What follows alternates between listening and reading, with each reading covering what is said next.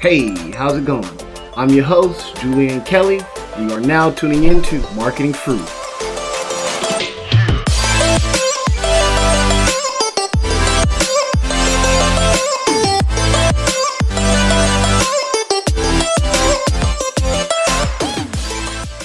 And man, oh man, I'm so happy to bring this content to you today because, it seems like something so simple, but, there's a lot of businesses that don't have it on their static websites, and it's really causing friction because now your salespeople are having to spend a lot more time on the phone than they should be possibly to close a sale, and really nowadays there's not big sales forces, sales forces are diminished, so you want to make sure that salesperson is maximizing on their time.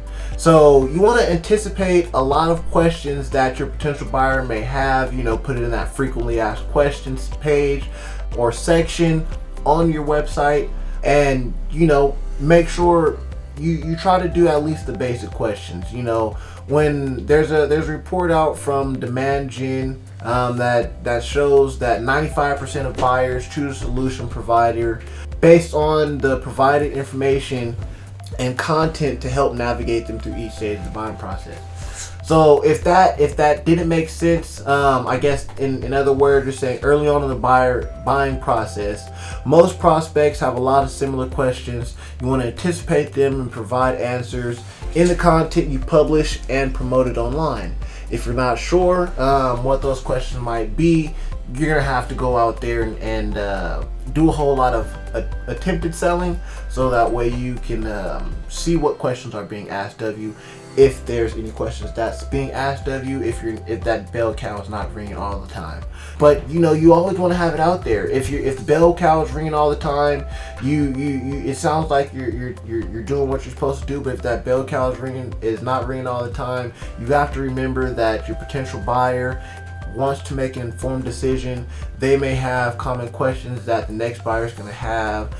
So anytime you get a question that seems like it's a common question, you definitely want to answer that question in the content, post it out there, put your blog out there, and help your potential buyers by driving traffic through a blog. That's another different way that you can bring a potential buyer into your business and move things forward.